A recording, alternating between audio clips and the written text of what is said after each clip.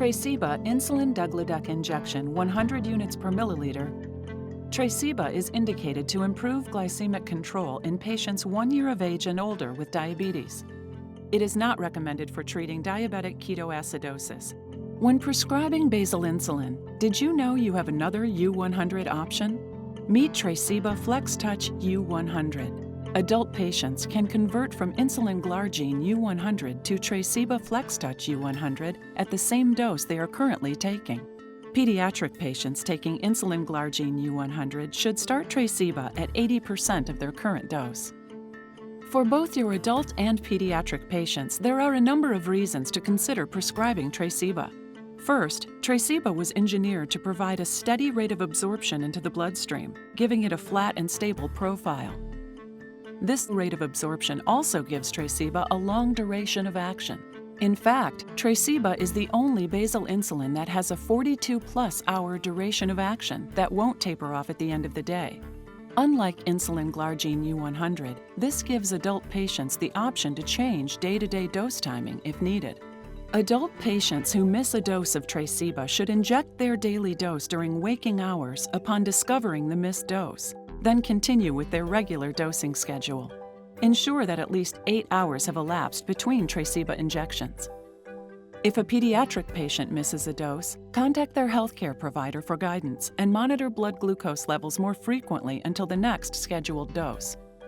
Speaking of pediatric patients, once-daily Tresiba is the only long-acting basal insulin indicated for type 1 and type 2 diabetes in children as young as 1 year of age. For both pediatric and adult patients, the Tresiba FlexTouch U-100 pen itself is another reason to consider prescribing Tresiba. Unlike Insulin Glargine U-100, Tresiba FlexTouch U-100 does not have a push-button extension. Like other Novo Nordisk FlexTouch devices, no matter what dose is dialed, the Tresiba FlexTouch push-button doesn't extend any higher. And once opened, the Tresiba FlexTouch U-100 pen can be stored for 8 weeks at room temperature away from heat and light, or under refrigeration. That's 2 times longer than Insulin Glargine U-100, and the longest in-use time of any once-daily, long-acting U-100 basal insulin. Additionally, coverage for Tresiba has grown, so more of your patients may be covered than you think. Tresiba is covered on the majority of commercial plans nationwide. For your patients on Medicare, Tresiba is covered on the majority of Medicare Part D plans nationwide. Think Tresiba FlexTouch U-100 could be right for your patients? Visit tresibapro.com/go to get started. Tresiba Insulin degludec Injection is indicated to improve glycemic control in patients 1 year of age and older with diabetes. It is not recommended for treating diabetic ketoacidosis. Tresiba is contraindicated during episodes of hypoglycemia and in patients with hypersensitivity to insulin degludec or any of the excipients in Tresiba. Never share a Tresiba FlexTouch pen, needle, or syringe between patients, even if the needle is changed.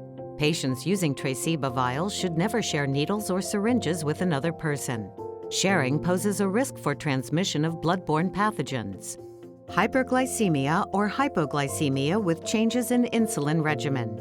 Changes in an insulin regimen, for example, insulin strength, manufacturer, type, or injection site, or method of administration, may affect glycemic control and predispose to hypoglycemia or hyperglycemia. Repeated insulin injections into areas of lipodystrophy or localized cutaneous amyloidosis have been reported to result in hyperglycemia, and a sudden change in the injection site to an unaffected area has been reported to result in hypoglycemia. Make any changes to a patient's insulin regimen under close medical supervision, with increased frequency of blood glucose monitoring. Advise patients who have repeatedly injected into areas of lipodystrophy or localized cutaneous amyloidosis to change the injection site to unaffected areas and closely monitor for hypoglycemia. Adjustments in concomitant anti-diabetic treatment may be needed. Hypoglycemia. Hypoglycemia is the most common adverse reaction of insulin, including Tresiba. Severe hypoglycemia can cause seizures, may be life-threatening, or cause death. Hypoglycemia can impair concentration ability and reaction time. This may place the patient and others at risk in situations where these abilities are important. For example, driving or operating other machinery. Hypoglycemia can happen suddenly, and symptoms may differ in each patient and change over time in the same patient. Symptomatic awareness of hypoglycemia may be less pronounced in patients with long-standing diabetes. In patients with diabetic neuropathy, using drugs that block the sympathetic nervous system, for example, beta blockers, or who experience recurrent hypoglycemia. The long-acting effect of Tresiba may delay recovery from hypoglycemia compared to shorter-acting insulins. Risk factors for hypoglycemia. The risk of hypoglycemia generally increases with intensity of glycemic control. The risk of hypoglycemia after an injection is related to the duration of action of the insulin, and in general is highest when the glucose-lowering effect of the insulin is maximal. As with all insulins, the glucose-lowering effect time course of Tresiba may vary among different patients or at different times in the same patients, and depends on many conditions, including the area of injection, as well as the injection site blood supply and temperature. Other factors which may increase the risk of hypoglycemia include changes in meal pattern, changes in level of physical activity, or changes to concomitant drugs. Patients with renal or hepatic impairment may be at higher risk of hypoglycemia. Patients and caregivers must be educated to recognize and manage hypoglycemia. In patients at higher risk for hypoglycemia and patients who have reduced symptomatic awareness of hypoglycemia, increased frequency of blood glucose monitoring is recommended. Hypoglycemia due to medication errors. Accidental mix-ups between insulin products have been reported. To avoid medication errors between Tresiba and other insulins, always instruct patients to always check the insulin label before each injection. To avoid dosing errors and potential overdose, never use a syringe to remove Tresiba from the Tresiba FlexTouch disposable insulin pre-filled pen. Hypersensitivity reactions. Severe, life-threatening, generalized allergy, including anaphylaxis, can occur with insulins, including Tresiba. If hypersensitivity reactions occur, discontinue Tresiba.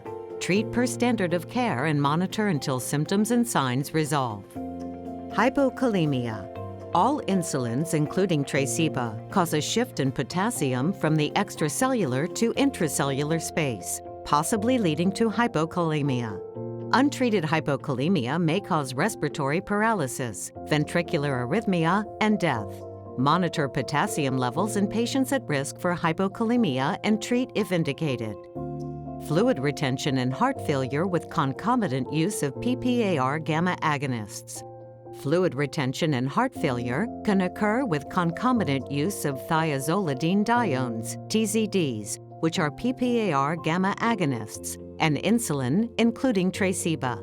Patients should be observed for signs and symptoms of heart failure.